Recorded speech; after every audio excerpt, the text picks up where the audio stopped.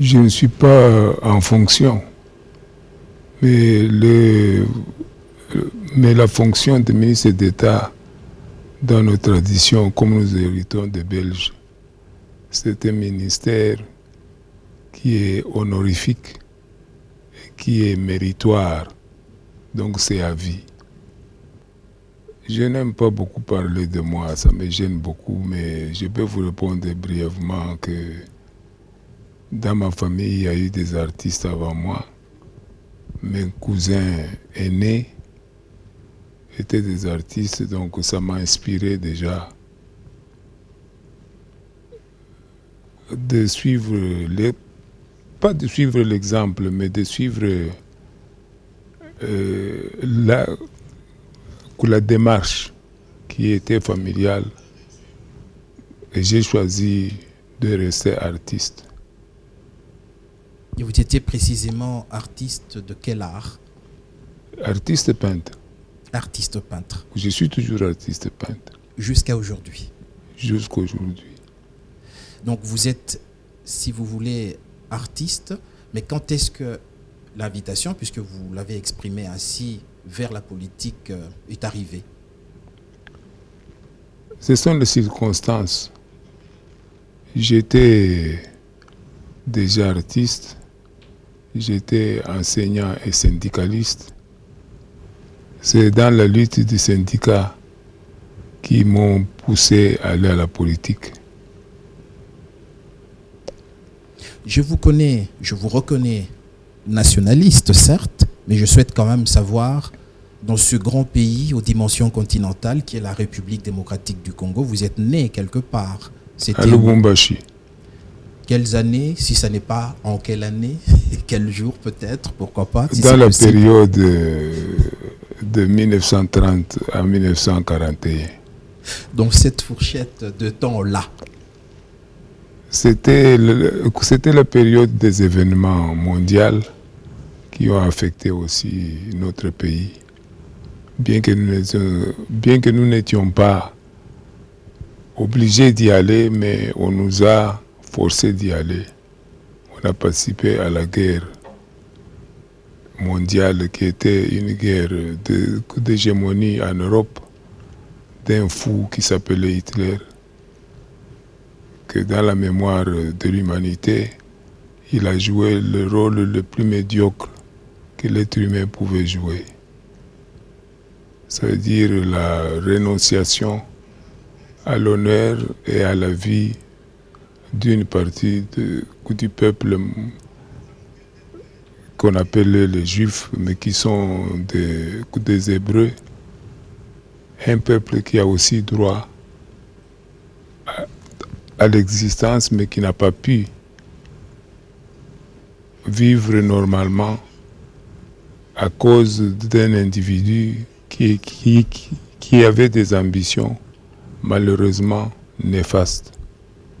Je voudrais revenir encore à votre enfance. En tant que peintre, artiste peintre, est-ce que pour vous la peinture, pour vous, a été une arme, une des armes peut-être, qui vous a permis de forger votre avenir politique? Est-ce que par la peinture, vous avez été militant, ou vous êtes militant? C'est une arme, c'est un moyen d'expression pour la cause politique, par exemple? On ne peut pas engager l'art pictural à la politique, ou sinon ce n'est plus l'art. L'art n'a pas de frontières. L'art est libre. L'art laisse l'interprétation aux visionnaires, ça veut dire aux gens qui regardent et qui jugent cet art-là. L'art est libre, visionnaire, et vous êtes détenteur d'un style de peinture qu'on appelle la ligne continue. Donc, c'est aussi une liberté, n'est-ce pas? Vous pouvez nous en dire un mot sur cette ligne continue qui vous caractérise? Non, ça c'est un style, j'ai cherché un style qui m'est propre. Et j'ai trouvé que la philosophie de la vision bantoue en Afrique centrale donner un point de vue longuement réfléchi, qui est une philosophie bantoue qui réside en ceci, en ce qu'on est né, c'est un commencement. Même après la mort, on continue à vivre. Donc, c'est ce que j'ai voulu symboliser, la ligne continue. La politique maintenant. Nos téléspectateurs qui vous regardent veulent savoir maintenant comment ça a commencé, surtout en ce qui concerne un homme qui est resté dans l'histoire de notre pays à jamais et qui a été un ami d'enfance. Vous allez nous le confirmer. Laurent Désiré Kabila. Votre amitié, apparemment, ça a été un ami à vous. Ça a commencé où et comment? Ça, c'était un ami d'enfance. Il était plus jeune que moi, mais nous étions des amis depuis très longtemps. Dans les années 50. Dans le Katanga? Dans le Katanga, à Lubumbashi. Il venait habiter chez sa grande sœur, qui était locataire chez mes oncles. Dans la commune de Katouba? Non, dans la commune... c'est dans la commune... comment est-ce qu'on appelle encore le quartier? Kenya? Non. Washi? Annexe? C'était à côté de l'hôtel, de l'école Saint-Boniface. Kamalondo? Oui. Mais ça avait une autre appellation. C'est le jardin qui s'appelait Kamalondo, mais c'était la commune Albert. Ah, commune Albert. Oui, la commune Albert. Et puis, il m'avait vu pour la première fois. Il est venu me saluer. Et nous avons lié l'amitié. Est-ce qu'à cette époque, vous faisiez de la politique déjà ou Non, on était tous des jeunes hommes. C'était dans les années 50. La politique n'était même pas autorisée officiellement aux Congolais. Ne faisait pas partie un peu de quelques sujets de vos conversations, non Non, on parlait de tout et de rien. Comme tout jeune, etc. Oui, il était d'ailleurs plus jeune que moi. À l'époque, il avait 9 ans. En fait, lorsque je l'ai connu, il avait 9 ans à peine. Quand est-ce que la politique a commencé? C'était les événements de Belgique qui ont autorisé d'abord l'installation des écoles laïques. Avant, c'était les écoles protestantes ou bien les écoles catholiques. On a autorisé les écoles laïques. C'était le début et du syndicalisme et de la liberté d'expression, autorisée, tolérée par les Belges.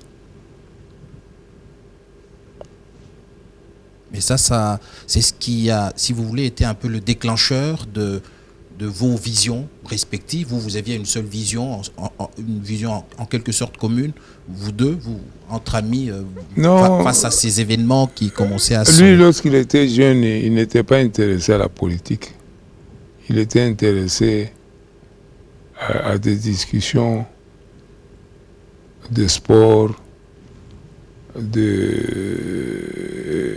croyances religieuses, alors que moi, je n'étais pas du tout un croyant. Donc, on discutait beaucoup. Et surtout, après l'école, j'allais le prendre pour le ramener chez sa sœur. En allant à l'école, je le ramenais à son école qui était à côté de mon école. Donc, on est resté comme ça pendant longtemps. Est-ce qu'il y a eu une période qu'on peut considérer comme une période de démarrage effectif des activités politiques qui vous ont conduit jusqu'à aujourd'hui, en quelque sorte? Oui, ça c'était vers les années 58, lorsqu'il y a eu le congrès de Louabourg. Alors en ce moment-là... Le pays était encore sous colonisation. Oui, sous colonisation. C'est avec l'autorisation des autorités politiques et coloniales qu'on a ouvert le congrès des partis, des associations de pensée tolérées qu'on appelait des groupes politiques. Il y a eu le congrès de Louabourg où Maître Rubens, Antoine Rubens, qui était un grand avocat belge, partisan de l'indépendance pour les Congolais, avait réuni autour de mon papa, Victor Mpoyo, qui était celui qui avait créé les écoles catholiques primaires dans tous les Katanga. Il était élevé par les missionnaires catholiques. Et puis il était interdit de politique depuis la grève à l'Union minière de 1941. C'est comme ça que, indirectement, j'ai vécu dans le passage de mon père dans cette situation pour m'associer inconsciemment à l'acte politique que cela posait à l'époque. Donc c'est à Louabourg que nous avons découvert et Lumumba et les autres. C'est Louabourg qui nous a inspiré la création du MNC, le Mouvement National Congolais. C'est parce que le parti dont mon père était fondateur était l'Union Congolaise. L'Union Congolaise. Oui, il y avait Gabriel Kitenge, Raphaël Nsenga et les autres, ses anciens élèves. Et puis... Mais ils étaient interdits de faire la politique, mais ils s'arrangeaient quand même pour s'exprimer. Oui, il y avait des associations, des groupes culturels, tribales. Mais la première fois qu'on a fait le MNC Lumumba, enfin le MNC qui est devenu Lumumba, après la rupture entre Kalonji et Patrice Lumumba, il y a eu une volonté d'émancipation globalisée dans le pays, mais c'était à base ethnique. Ou bien le groupement des écoles catholiques ou bien protestantes. C'était des associations tolérées, mais ce n'était pas des partis politiques. Mais c'est en 1959 qu'on a, à cause des événements de Léopoldville, c'est ce qui a poussé les Belges à tolérer la politique au pays. Et à ce moment-là, donc voilà, 1959, vous avez rencontré donc Lumumba en 1958. Quels ont été vos rapports? Est-ce qu'on peut dire que pour vous, ça a été aussi un ami? Ou c'était juste, c'était dans la politique? Non, nous étions plus jeunes. Nous étions plus jeunes que Lumumba. Mais nous étions de la même génération. Bien qu'on soit jeunes de 5 ans, 6 ans de différence. Mais nous avions une vue émanant d'une inspiration commune. On était anti-colonialistes.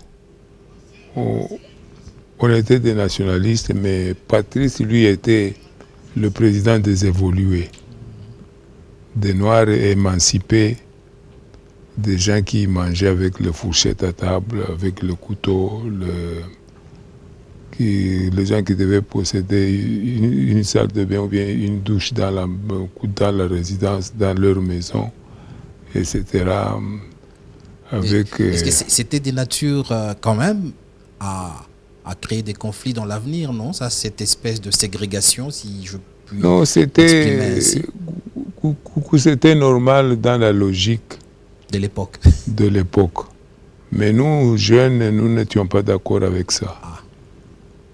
Vous avez assez travaillé avec lui. Nous étiez de étions, jeunes vifs en son temps. nous étions ensemble à des occasions, des réunions, pour prendre des décisions, ils réunissaient, mais il s'est souvenu de tout le monde. Il n'a jamais oublié personne. Même après 1960.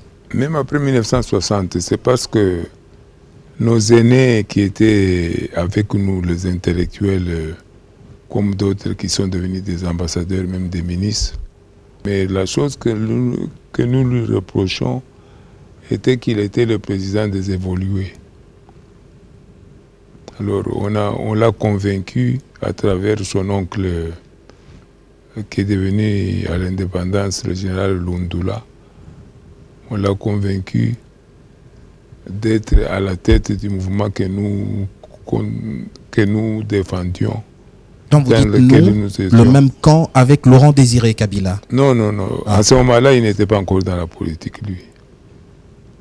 Il était il était élève à Saint-Boniface. Il n'était pas dans la politique. Il est venu à la politique à l'école Saint-Boniface de l'ex-commune Albert, la commune Kamalondo, actuellement toujours dans le Katanga. Oui. Pendant que vous étiez déjà avec les Lumumba, donc déjà en activité politique. Non. C'était tout à fait... Lumumba est venu à Lubumbashi, à Elisotwil, en 1960. Un peu avant le 30 juin ou après le 30 juin? Bien avant le 30 juin. Bien avant le 30 juin. Parce qu'il est venu, après ça, on l'a arrêté, et puis il est allé à la table ronde. C'est à la table ronde qu'on a fixé la date de l'indépendance. Donc c'était avant le 30 juin. Alors maintenant, puisque la partie qui nous intéresse particulièrement, c'est surtout celle qui vous a permis, avec Laurent Désiré Kabila, d'apporter la révolution de 1997. Tout au moins, ça a été l'entrée du régime à l'époque AFDL. Cette histoire, en quelques mots, si on peut la raconter à la progéniture, à la postérité, aux enfants, à nos petits-enfants, peut-on dire que 1997 a été l'aboutissement d'une lutte qui a commencé depuis cette période que vous nous décrivez? Je serais malhonnête de cautionner l'histoire dans ce sens. De ce fait que avant 60, il n'y avait pas de mouvement de jeunesse. Quand la politique a commencé et que les partis politiques ont été autorisés, il y a eu la CONACAT, qui était fondée avec des Katangais d'origine. Et puis il y a eu aussi la Balubakat, qui était l'association des Baluba dont José Sendoué, les Ilunga Prosper, les autres étaient membres et dirigeants. Et la CONACAT était des Katangais d'origine qui se réclamaient anti-congolais, qui ont formé la CONACAT avec les colons.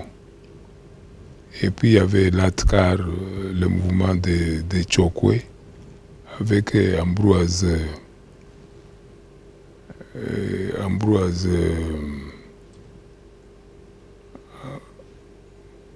Enfin, j'ai oublié son nom de famille, mais je vais me rappeler, je vous dirai après. Et puis, il y avait Kalonji Isaac qui avait l'association des Baluba du Kasaï, des Kasaïens tout court. Kalonji Isaac, qui à l'époque de la politique d'authenticité qu'on appelait Ditunga, celui? Non, ce n'est pas Kalonji Albert. Albert, c'est différent. Kalonji Isaac, il a été le président du Sénat, du premier Sénat congolais. Voilà. Et puis, c'était un homme extraordinaire. Il était le directeur de la Banque belge d'Afrique, la BBA. Il est maintenant en Afrique du Sud. Il était même membre du parti politique de Lumumba aussi. Et puis, non, le parti politique de Kude Mobutu. Alors pour parler, puisqu'en fait quand j'évoque 1997, ça veut dire qu'après 1960, donc il y a eu déjà il y a eu Kasavubu. Oui, c'est ce que je vous racontais. Oui. Je vous disais que c'est pour arriver à justifier l'entrée dans la politique de Laurent Désiré Kabila. Oui. Donc, lorsqu'il y a eu le Parlement élu, le Parlement katangais, il y a eu les premières séances qui ont commencé, mais lorsque Tchombe et les autres ont proclamé l'indépendance du Katanga, à ce moment-là, les nationalistes qui étaient dans le Parlement au Katanga, dirigé par Ilunga Prosper, Mwamba Ilunga Prosper,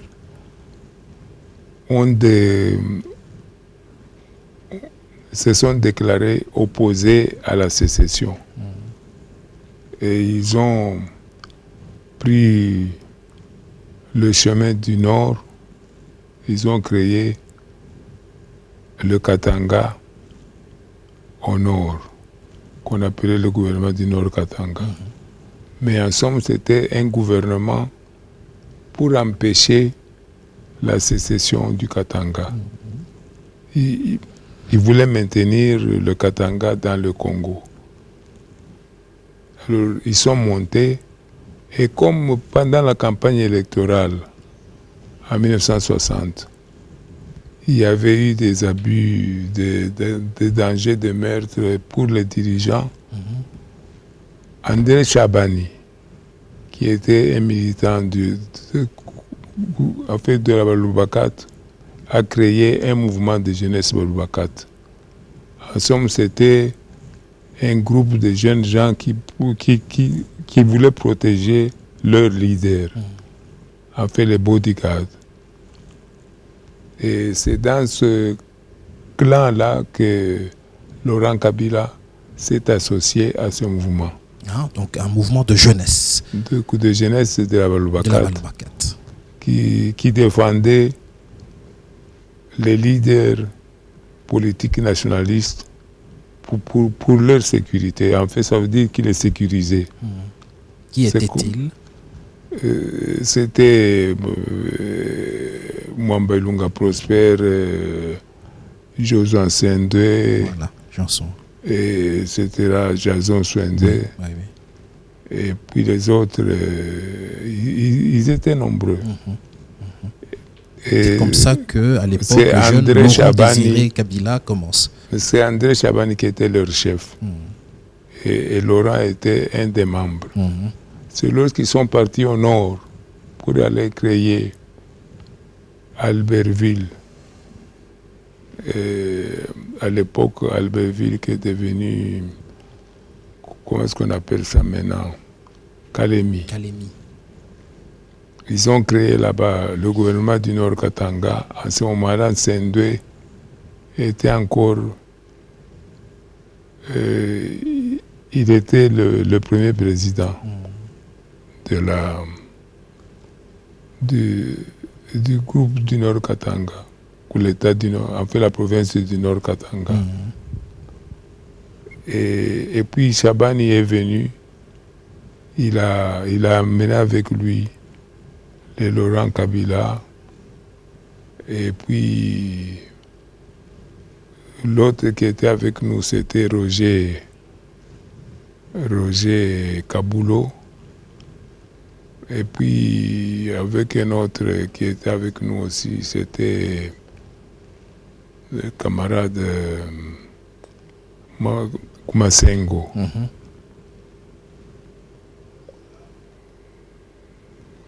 Kumasengo était aussi avec nous.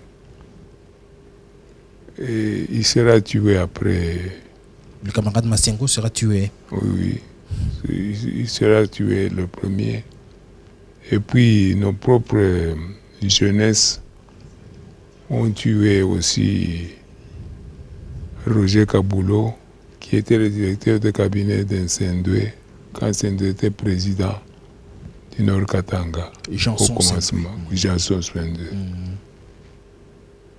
Et puis le maquis a commencé dans les années 68, 69. 3 ans après l'avènement de Mobutu, c'est Joseph à l'époque aussi au pouvoir. Ans. Voilà, donc 1965, Mobutu arrive au pouvoir. Vous personnellement, vous êtes où à cette période-là? Il y a eu Tchombe qui est venu au pouvoir d'abord, il ne faut pas oublier, parce que c'était la dernière fois qu'il y a eu la démocratie et des élections libres au Congo. Donc moi j'étais au Japon. Si je peux vous interrompre un peu, actuellement on parle beaucoup dans les médias des premières élections démocratiques et libres. Ça paraît ne pas rejoindre ce que vous dites, s'il y en a eu déjà en son temps. Donc les élections auxquelles nous nous préparons actuellement, ce ne sont pas les premières élections démocratiques et libres. Non, ce ne sont pas les premiers. En 1964, il y a eu la campagne électorale tolérée par les institutions du pays qui existaient. Qui étaient quelles institutions? Il y avait le Parlement, il y avait aussi le Sénat. Donc il y avait un régime. Oui, un régime.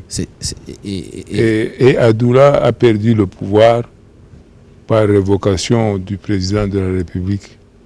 Qui était Kasavubu. Et Tchombe a été désigné le Premier ministre. Il a exercé, il a préparé les élections qui ont eu lieu. C'était les élections libres et démocratiques. Qu'on peut même considérer comme étant les premières élections libres et démocratiques depuis l'avènement de notre pays à l'indépendance en 1960. Voilà, exactement. À ce moment-là, mais moi j'étais au Japon. J'étais au Japon en train de faire les expositions de mes tableaux sur l'invitation du gouvernement japonais et de NHK, qui était la radio-télévision japonaise, qui m'ont invité, que j'ai fait 6 expositions au Japon. C'était la première fois qu'un peintre noir africain avait exposé au Japon, dans l'histoire du Japon. Ils ont eu des musiciens, des boxeurs, des sportifs, mais jamais de peintres. Et vous en gardez un très bon souvenir naturellement. Oui, j'ai appris beaucoup de choses au Japon. Pendant ces temps donc, chez vous au pays, vous apprenez qu'il y a des élections. Non. Les élections étaient déjà passées au moment où je suis allé au Japon. Moi, j'étais au Japon et Joseph Désiré m'a appelé. Le coup d'État du 24 novembre 1965. Oui. Mais moi, j'étais au Japon et j'ai eu même le coup de téléphone de Mobutu qui me demandait d'expliquer pourquoi est-ce qu'il y a eu le coup d'État et de demander l'appui du gouvernement japonais. Je lui ai dit non. que je condamnais le coup d'État parce que c'est le vol du pouvoir du peuple en l'intimidant avec les armes. Et il n'était pas du tout content, mais je n'ai pas fait ce qu'il m'a demandé de faire. Au retour du Japon, c'était le 31 décembre que j'ai pris l'avion de Bruxelles à Kinshasa.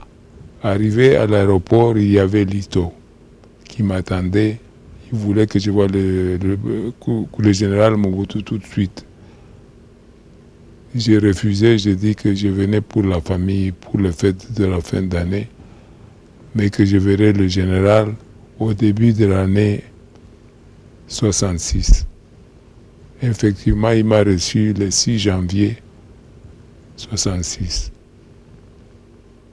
Il était en conseil des ministres, il a quitté le conseil des ministres, il est venu me recevoir dans son bureau et nous sommes restés de 9h du matin jusqu'à 15h de l'après-midi, nous deux. On a parlé de beaucoup de choses que je ne vais pas parler ici. Mais politiquement, vous n'étiez pas d'accord avec son, entre guillemets, coup. Je n'étais pas d'accord avec le coup d'État. Il voulait que je sois son premier ministre pour remplacer Moulamba. Le colonel Moulamba, j'ai refusé. Je lui ai dit que si jamais il démissionnait de l'armée et que nous créions un parti politique et qu'on en aille à la campagne électorale, qu'on gagne les élections, je serai le premier ministre pour appliquer le programme sur lequel nous aurons convaincu le peuple de nous donner l'appui et qu'on aurait gagné les élections. À ce moment-là, j'accepterai le poste de Premier ministre qui m'est proposé. Alors avant de dire non à cette proposition de Mobutu et même en recevant le coup de fil de Mobutu alors que vous étiez en exposition au Japon, donc vous aviez de relations antérieures. Cet homme, oui, Mobutu Joseph, vous l'aviez connu dans quelles circonstances? Moi, je l'ai connu chez son cousin Lito à Luluabour. C'était un intellectuel autodidacte, très intelligent. C'est pourquoi je ne l'ai pas du tout pardonné qu'il ait fait le coup d'État. C'était son deuxième coup d'État. Il ne faut pas oublier qu'en septembre, il avait fait un autre coup d'État. De quelle année? À Léopoldville en 60. Qu'il avait mis le commissaire... généraux. Ou généraux, les jeunes gens qui étaient à l'université. Donc en fait, c'était son deuxième coup d'État en quelque sorte. Oui, c'était son deuxième coup d'État. Donc moi, je l'ai connu très bien. J'avais des rapports avec lui qui étaient sympathiques. Il aimait beaucoup l'art, mais moi j'étais peintre, donc il me respectait beaucoup. Et c'était un ami. Mais je lui avais dit, même ce jour-là, le 6 janvier 1966, je lui ai même demandé qu'il présente ses excuses au peuple congolais pour son engagement direct ou bien indirect sur sa complicité qui a poussé les Belges à tuer Lumumba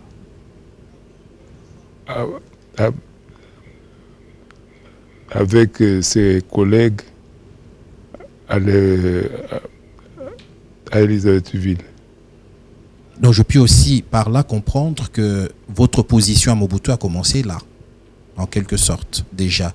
Refuser sa proposition, ne pas être d'accord avec sa façon de voir la politique à l'époque. Donc il prend le pouvoir de cette façon-là, à un coup d'État. Donc vous vous êtes opposé à lui et c'est parti de là jusqu'en 1997, votre arrivée à Kinshasa ou non? Non, il dialoguait avec moi. Il n'était pas content, mais il n'a jamais été méchant. Il dialoguait avec moi. Et il me téléphonait souvent pour me dire qu'il veut prendre de telles décisions si jamais je trouve que c'est correct ou bien pas correct. Donc vous êtes restés quand même, entre guillemets, deux amis pendant un certain nombre d'années. Jusqu'à quand on n'était plus des amis, mais on s'est tolérés. Moi, je n'habitais plus le Congo. J'habitais à Saint-Paul-de-Vence. En France, au sud de la France, à Saint-Paul-de-Vence, à côté de Nice. À côté de Nice. Vous êtes resté en contact avec avant véritablement d'entamer un combat qui a abouti à sa destitution en quelque sorte. Ce qui nous a beaucoup séparés, c'était le jugement sur l'avenir de l'Angola, après le coup d'État au Portugal, du général Spinola. Vous n'avez pas supporté ça? Non, ça veut dire, lui, il soutenait Roberto Orden et le FNLA. Moi, je soutenais le MPLA d'Agostino Neto. Alors, lorsqu'il s'est engagé en profondeur pour aller chasser le MPLA du pouvoir, donc, alors qu'il y avait un gouvernement de coalition en Angola qui réunissait l'UNITA, le MPLA et le FNLA, lui, il a choisi le FNLA, il voulait les imposer au pouvoir. À ce moment-là, moi, je suis allé chercher l'appui du Nigeria, que j'ai amené, qui appuyait le MPLA. Qui, à l'époque, était dirigé par qui? Au Nigeria? Oui, à cette époque, quand vous êtes allé chercher l'appui du Nigeria? C'était le général Murtala Mohamed avec Obasanjo. Murtala, oui, Mohamed Murtala, oui. Avec Obasanjo. Avec Obasanjo, Olusegun, l'actuel président du Nigeria. Oui, oui. Et là, si vous voulez, l'opposition véritablement a commencé. Vous vous êtes dit plus d'accord avec lui? C'était ou celui qui gagnait avec le FNLA ou bien vous c'est avec moi les qui MPLA. gagnais avec le MPLA. Mais malheureusement, il a perdu. Et pendant tous ces temps-là, où était Laurent Désiré Kabila?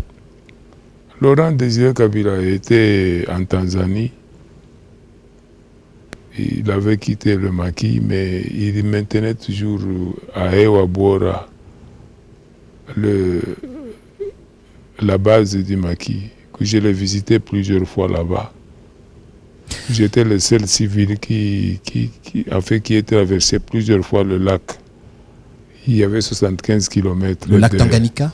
Le lac Tanganyika, entre Uvira et puis Ewabora. Monsieur le ministre d'État, je voudrais qu'on éclaire quelque chose parce qu'actuellement, on en discute beaucoup. Est-ce qu'il existe sur le territoire congolais une localité, un village, une cité qui s'appelle Ewabora? Non, c'était la base. C'est Laurent Kabila même qui a donné le baptême de la place pour appeler Ewabora. Donc c'était une place, si je puis appeler ça quelconque, un endroit comme ça c'était dans les montagnes. Dans les montagnes de Fizi, hein, si on peut situer ça à peu près. C'est Fizi Baraka, ça c'était au début. Au début, ouais. Après ça, parce que on a aménagé. Pour l'histoire, pour les téléspectateurs qui nous regardent, on en discute. L'actuel président de la République est né à Ewabora. Mais on pense que Ewabora n'a jamais existé. Alors si c'était une base qui a été dénommée par Laurent Désiré Kabila, administrativement, peut-on considérer ça comme une une entité administrative, si je puis m'exprimer ainsi? Non, ce n'était pas une entité administrative, c'était une base. Qu'il a appelée Ewabora. Une des base raisons qui lui étaient propres ou où il y avait les cases, où il y avait tout ça, où c'était une base de guérilla. Pour ne pas aller du coq à l'âne, et c'est là qu'est né son fils, Joseph Kabila Kabange, l'actuel chef de l'État de la République démocratique du Congo, à votre connaissance et selon vos souvenirs? Vous pouvez le confirmer? Ça, je le confirme, c'est là où où ils sont nés. Non, lui, où ils sont nés parce que ce sont des jumeaux. Enfin, il a une jumelle, sa sœur jumelle. Oui, en fait, ce sont des jumeaux. Ils sont nés là-bas. À Ewabora. Dans cette Ewabora, base. À la base. Mais cette base, quand même, administrativement, devait appartenir à une entité administrative. C'était laquelle on peut Non, dire ce Fizi, n'était c'est pas- Baraka, Ce en n'était fin pas- de compte. C'était une On peut la rébellion. rattacher à quoi, Ewabora? C'était une rébellion. C'était la Ah. retraite de Kalemi enfin au front arrière, à la base arrière. Mhm. Et vous êtes rendu, vous vous y rendiez beaucoup à Ewabora pour rencontrer Plusieurs votre fois, je ami, suis allé là-bas pour, à vos risques et périls. à mes risques et périls. Mais l'objectif, c'était quoi? Que l'objectif était de garder la base et de reconquérir, d'aider le Congo à récupérer sa dignité. Pour aider le Congo à récupérer sa dignité, vous pensiez que l'homme qui était bien, que vous aviez qui était bien indiqué, c'était Laurent Désiré Kabila en son temps? À l'époque, on était tous des militants. Lui, il était le chef de cette section. Et nous avions nous-mêmes un code où nous savions que lui et les autres camarades devaient rester dans le maquis. Et de temps en temps, ils sortaient pour venir me voir. Et puis, lorsqu'il y a eu le temps crucial qu'il fallait décider de quoi faire, c'est moi qui est allé le voir plusieurs fois. Mais lorsqu'il venait à l'extérieur, il dormait chez moi, à la maison, à Saint-Paul-de-Vence. Il venait, personne ne savait qu'il est là. Il restait 1 mois, 2 mois. Même lorsque je voyageais, il restait avec la famille. Et donc, nous sommes restés amis et engagés partenaires jusqu'à la fin de sa vie. Quelles étaient ses qualités pour avoir confiance dans cet homme pour qui vous preniez tant de risques, traverser 75 km d'un lac qui est d'ailleurs l'un des lacs le plus profond du monde, le lac Tanganyika, non seulement le plus poissonneux, soit dit en passant. Quelles qualités il avait? Il avait beaucoup de qualités. Il était engagé pour la dignité de son peuple. Il comprenait qu'il fallait lutter pour conquérir la liberté. Moi, je l'appréciais. Il était courageux. Mais il y a quelqu'un qui n'a pas laissé une bonne mémoire en sa faveur, si je puis dire ainsi, c'est Che Guevara, un autre grand combattant des libertés du monde. Che Guevara, dans ses mémoires, semble ne pas avoir la même appréciation de l'homme Laurent Désiré Kabila. C'est parce que Che Guevara est venu en 66, je pense. C'était à Brazzaville que je l'ai vu. Vous l'avez vu personnellement? Oui, en fait, je l'ai vu personnellement parce que nous avions discuté. Nous avions là-bas le CNL. C'était quoi le CNL? Le Conseil national de libération, qui a redonné le cours encore à la rébellion à l'Est. Donc Brazzaville vous a quand même servi à un moment donné d'hébergement, si vous voulez, pour... Mais nous, on a fait le CNL à Brazzaville pour prendre le pouvoir à Libreville. Mais Massamba Deba nous a dit qu'il ne faut pas attaquer la capitale de Brazzaville, qui nous donnait l'asile politique, mais qui n'accepterait pas que ce soit la base arrière pour aller déstabiliser le gouvernement d'Adoula. Alors, vous rencontrez Che Guevara, vous parlez avec lui. Nous l'avions rencontré, mais il n'était pas venu pour nous. Il était venu pour voir l'état des révolutionnaires en Afrique. C'est ainsi qu'il a regardé un peu de plus près Laurent Désiré Kabila. Après ça, nous l'avions invité pour qu'il vienne dans votre maquis. Dans le maquis. C'est là où il est venu. Et c'était précisément où? À Ewabora? Non, c'était à Uvira. Ah, il est venu c'était le côté de Tanzanie. Oui. Du Tanganyika à l'époque. Oui. Après ça, Vous l'avez invité donc, pour qu'il vienne voir un peu ce que vous faites.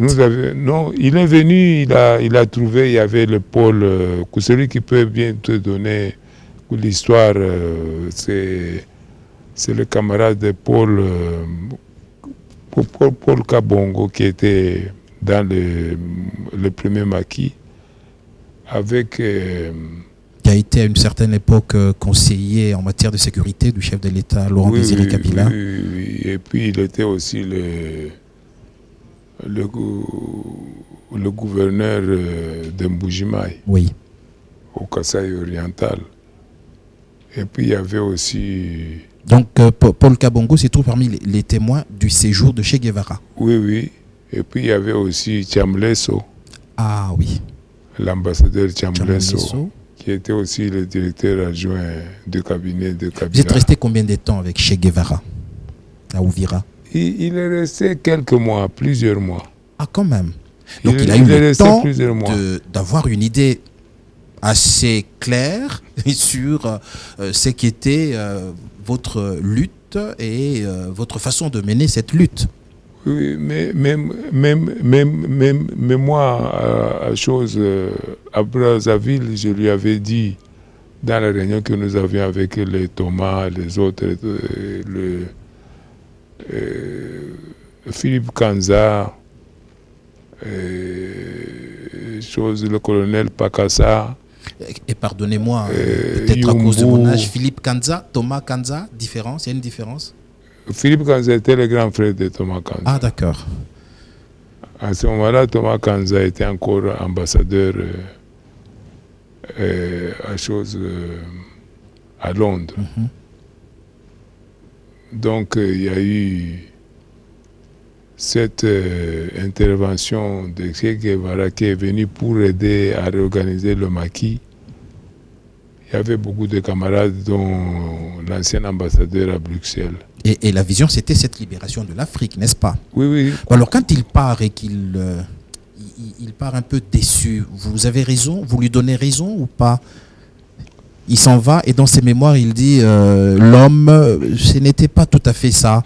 Ils étaient l'homme jeunes, aimait les femmes, mais l'alcool, c'est ce qu'il dit dans ses mémoires. Il buvait, mais lorsque moi j'étais là, il ne buvait pas. Laurent Désiré Kabila? Il ne buvait pas, c'est parce qu'il savait que j'étais contre la boisson et les cigarettes. Et les cigares. Mais ça, quand Che Guevara le relève dans ses mémoires, ça veut dire que ça fait partie quand même des péchés qui ont fait de l'homme, comme on n'est pas tous parfaits, mais qui ont fait que l'homme, pour lui, n'était pas celui qu'il fallait pour ce genre de lutte. C'était suffisant? Ils avaient une direction collégiale. Il y avait Gabriel Yumbu, il y avait lui-même, il y avait les autres aussi qui étaient dans la direction du combat. Mm-hmm. Donc on ne peut pas reprocher à Che Guevara de donner un jugement sévère sur Laurent. Ça veut dire il avait raison, mais Laurent aussi était sous pression.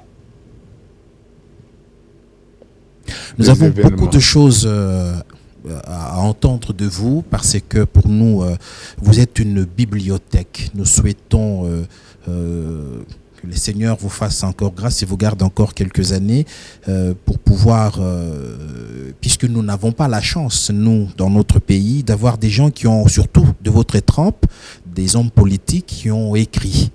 Ce qui fait que vous avoir comme aujourd'hui, pour nous, est une chance, j'allais dire, presque exceptionnelle. Donc, nous aurions souhaité vous entendre parler davantage. Mais il est vrai aussi que les contraintes du temps ne nous le permettront pas. Cependant, je voudrais qu'on aborde maintenant, quand même, nous sommes en 1997, l'AFDEL arrive à Kinshasa, donc avec Laurent Désiré Kabila en tête. On dit que ce pouvoir est une émanation, si pas une émanation, mais peut-être sponsorisée par les Rwandais. Est-ce que c'est vrai? Est-ce qu'on peut dire ça pour les générations futures? sans offusquer les Rwandais, ils ont été pour beaucoup en servant d'arrière, base arrière. Ça veut dire le transit. Mais Museveni Museveni qui avait sponsorisé les Rwandais, c'est lui qui a sponsorisé aussi le groupe Kabila, notre groupe. C'est-à-dire l'AFDEL? L'AFDEL était déjà né à Luanda, en Angola.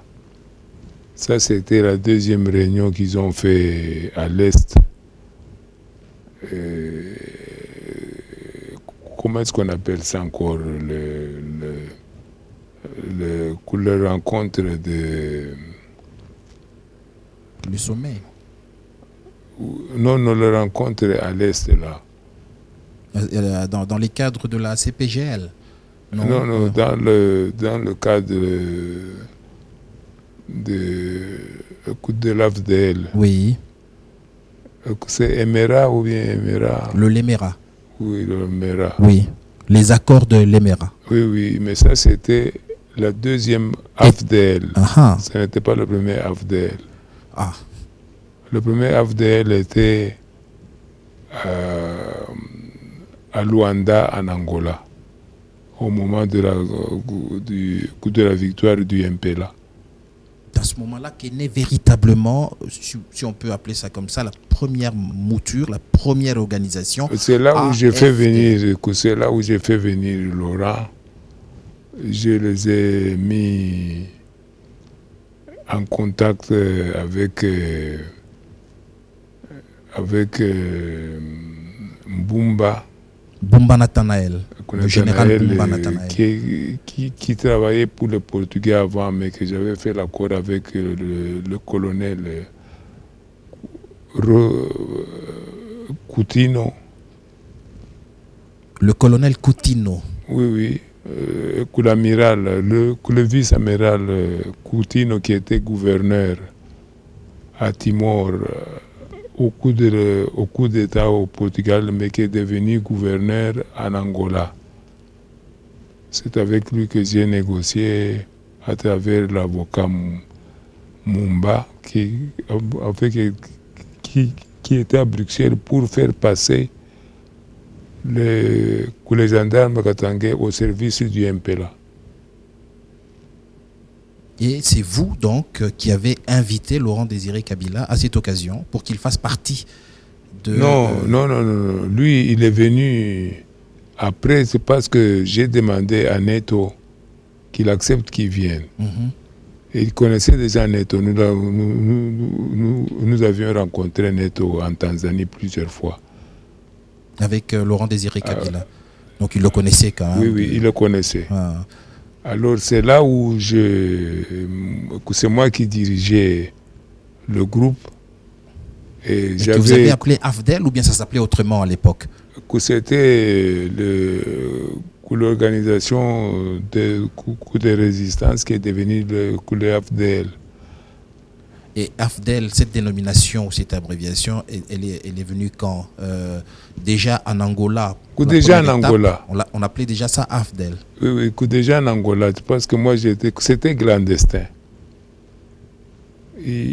J'avais 2 adjoints. Il y avait pour la politique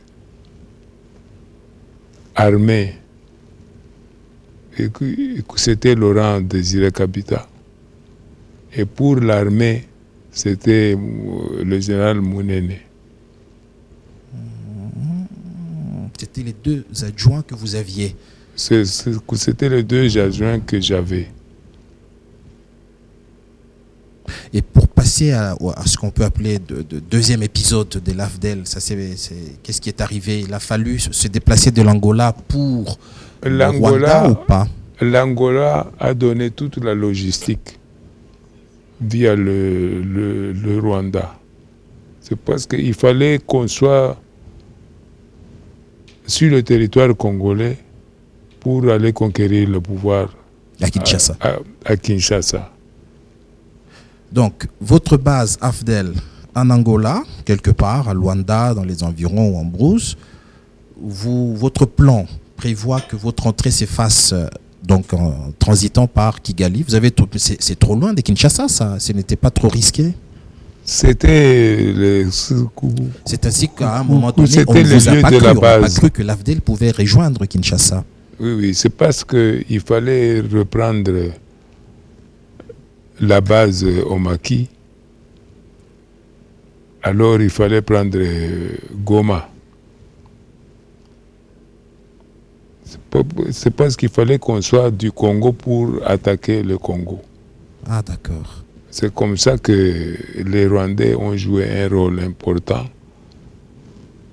en nous facilitant de transiter, de loger, de rester au Rwanda jusqu'à ce qu'on a pris la cité de Goma. Donc des Rwandais et des Angolais au jour d'aujourd'hui, Pierre-Victor Mpoyo, on peut dire qui était véritablement le grand meneur de ce vent qui a apporté le changement en République démocratique du Congo? Les deux. Chacun avec son rôle, quoi. Chacun avec son rôle. La compréhension du président Museveni et le président Kagame était cruciale. C'était un appui qui pouvait soit trahir, soit appuyer, mais ils ont appuyé. Mais la logistique et le matériel, c'était angolais. Mais qu'est-ce qui s'est passé? Vous vous installez au pouvoir en 1997, une année seulement après, ça ne va plus avec un des sponsors, le Rwanda en l'occurrence, puisqu'après, qu'est-ce qui va arriver? C'est l'Angola qui aide à ce que le Rwanda recule. Ça, c'était le deuxième engagement de l'Angola.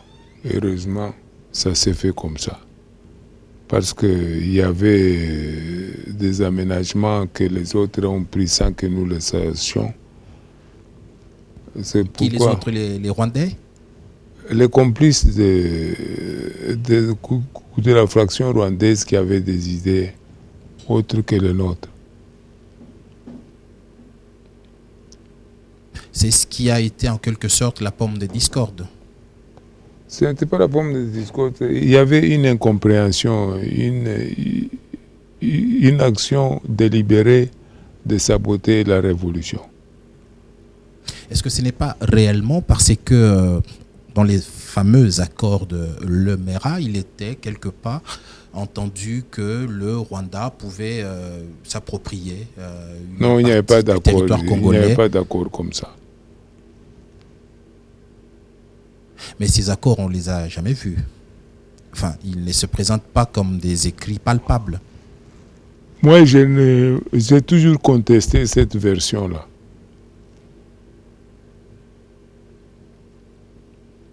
Le fait qu'il y avait des accords de Lemera ou quelle version? C'est-à-dire, est-ce que ça a été écrit ou ça n'a pas été écrit? C'était des accords comment, verbaux?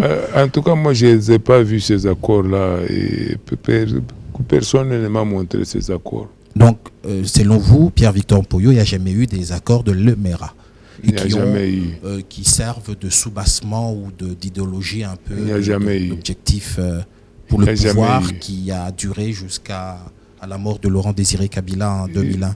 Il n'y a jamais eu.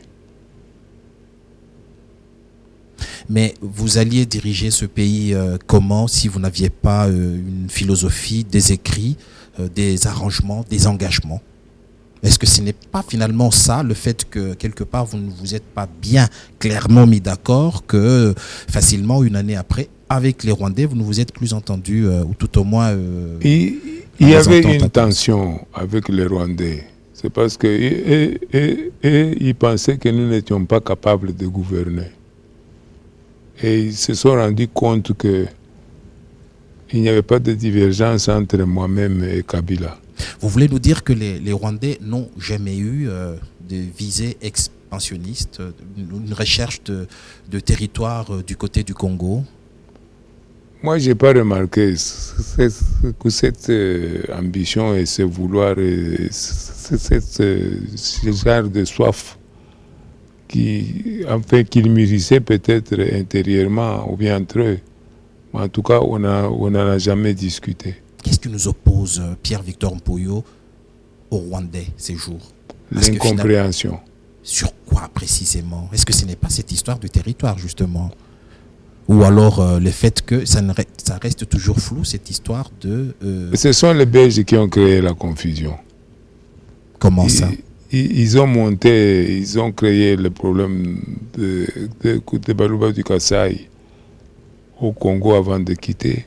Ils ont créé le problème Lulua, Baluba, etc. Et ce sont eux qui ont séparé les deux provinces du Congo qui étaient le Rwanda et le Burundi. Avant, il y avait Congo belge, Rwanda et Burundi. Avec la même monnaie, avec le même gouvernement central. Vous voulez dire que nous sommes un même peuple, Congo, Rwanda, Burundi? Évidemment, même la monnaie était la monnaie de la Banque centrale de Congo belge, Rwanda et Burundi. Et depuis un certain temps, on vous entend dans les médias soutenir cette thèse. Vous pensez qu'elle est réaliste?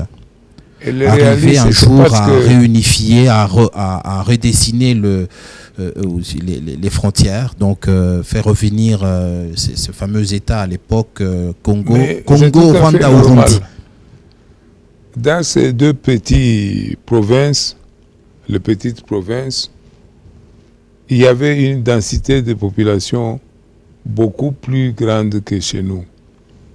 Presque 500 personnes par kilomètre carré. Donc pour vous, la solution aujourd'hui à la crise qui nous oppose aux Rwandais et aux Burundais, parce que finalement ça reste le cercle où ça bouillonne régulièrement, ça serait de refaire les frontières. Pour qu'il y ait la paix là-bas, il faudrait restructurer le pays différemment. Absorber, ça veut dire en somme que le Rwanda et le Burundi reviennent à la mère patrie. Qui est le Congo. Qui est le Congo. Ce sont des régions du Congo, ce ne sont pas des pays entiers.